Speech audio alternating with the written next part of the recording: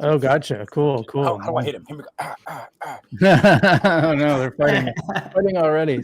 Well, yeah. Speaking of which, I mean, I guess, what do you think about how you guys felt about Gala when you first started? You first started playing some of the games, and how you feel about it now? Because there's been a lot of changes. I know a lot of negativity going on. Some more than from some more than others. You know, I've certainly made my share of content around that. But you know, and I'll let you. Actually, Dub, I'll let you go first. I was gonna say, let Dub go first. Well, when I first found out about Gala, it was mostly positive, but that's because we were in the bull market. It just went up like 1,000%. So obviously people were happy. They were making profit. When it came to Townstar, they were collecting their town coin, selling that for a huge profit because it was also going up. So when we're in the bull market and everything's going up, everyone's happy because they're making money. Now it's the opposite. Crypto has gone down since then. And although in my opinion, they've made more progress to Townstar, Common Ground World, people aren't making as much money, if even any, because this crypto went down. So my sentiment back then, it was like good, because obviously, like I said, I made a lot of profit selling Gala. You know, I bought it for like 10 cents, sold it for 70 or 80. And now you can't.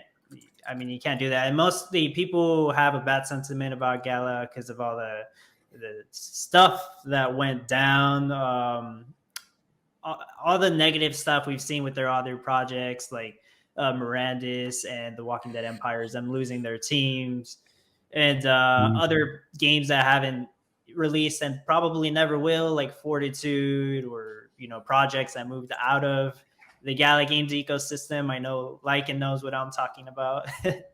So, yeah. Oh, what are you talking about? Well, I think that latter part, I think Lycan's going to have a lot to say about. But why don't you go ahead about how your sentiment started and how it changed toward Gala. You know, I got into this again as just a guy who liked playing Farmville to the point where I'd made alt accounts so that I could boost my main game, right? So I enjoyed the game. And then the best thing that has continued forward and probably will outlast the company, Gala, is the community. And it was the people that we met in Discord, going to Galaverse, meeting everyone there. I mean, I never got into this for money, and I'm still not into it for money.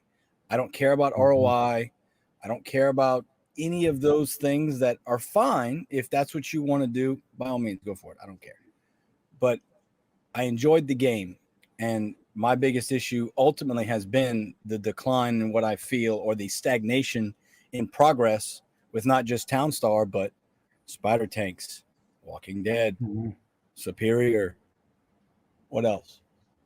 We got all of them, right? None of the games, in my opinion, have leaped in forwards in bounds that they should have with the amount of money, the capital that they raised, non-fungible tokens for these games. And then you have all these lawsuits come out, some are still active, and you find out that the money that you spent on this non-fungible token for the game wasn't actually for the game, it was for Gala, and then they decided to give the money or not give the money in some cases. So ultimately, I came here for games. I didn't come here for film. I didn't come here for music. I didn't come here for ROI. I came here for the games. And to say that the games have lived up to the expectations that they've set themselves is a lie. They have fallen flat on their face time and time again. And that's ultimately what hurts me the most, is because that hurts the community. All the people that not invested in this, and the people that just want to play good games, both of those together have suffered because of a couple people at the top wanting to buy jets and real estate. Yeah, well, I'm gonna make even a stronger statement. I'm gonna say that the Gala Games has really changed my perception of Web3 games. I think, because I always thought with NFTs, and I know, like, and you're gonna at some point talk about FTs versus NFTs, and we'll get to that for sure. Oh yeah, we can. Oh yeah, we will. But my perception initially was that, well, gaming seems like the perfect application for NFTs because, hey, what's the cool thing? What's a problem you have in real life? You buy a book on Amazon and suddenly Amazon makes it disappear. I was one of the people who had my entire iTunes account wiped out when Apple made that change. I think it was 2015, maybe 14, maybe, when what they did is put everything on the cloud. But I had a bunch of stuff that I bought in Japan that I had imported to my iTunes account, and because it didn't have an analog in the iTunes world, it was just wiped out. So from ever then, I said, okay, I don't really trust digital ownership. But I thought, well, then if an NFT, is supposed to be immutable, like you can't change it, you own it and it's yours. That sounds like a great application. I think what we found though is something I didn't consider. When you have an NFT, yeah, you own it. The NFT might change, but the game controller still controls the game. They can still say, oh, you know what, this thing doesn't do anything in the game now. They can make it so it doesn't even work in the game, right? That's Yeah, that's really the issue, is that Mhm. I don't think anyone would not want to own what they're paying for, right? Like, we're dealing with that right now just with the licensing. Mhm. Like, Steam just came out with an announcement that said, hey, when you give us $70 to play Witchfire, you don't actually own your copy of the game, you're licensing a copy. I think gamers in general, physical has always been king, and it still will be king. The problem is they're trying to phase that out. Why? It costs them less money, and now that you don't really own it, right?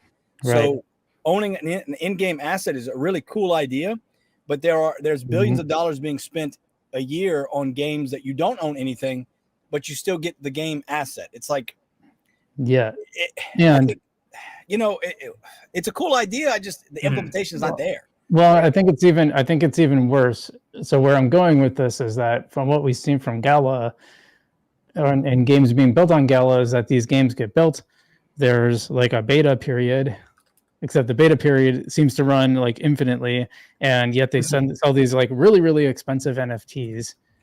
And one of the criticisms I had of Gala early on when they turned off the earn for town, and I understand why they did it, it made sense. But what bothered me was I felt like there was a little bit of gaslighting. I saw Bitbender go on, I think it was Crypto Wendio, and talk about it, and he kind of slammed people for wanting to earn money from spending these money on these NFTs.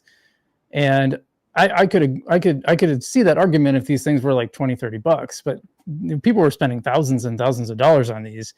And I have to imagine that for just about everybody, the ROI at least played some factor if you're going to spend that much on something for a game, something that's basically Farmville. And I really do like Townstar. I think it's a fun game. I still play it every once in a while. Dub, how much have you spent? Dub, how much have you spent? Uh-oh. I can't give you an exact number, Lycan. It's probably it is in the 5 figures though. That's for sure. No, that's reasonable. I thought you were going to say something way bigger. No, that's good. All right. No. Okay. Thank goodness. I do want to say, like, the main reason people bought NFTs in the past and probably still now is for ROI. They want to make a profit.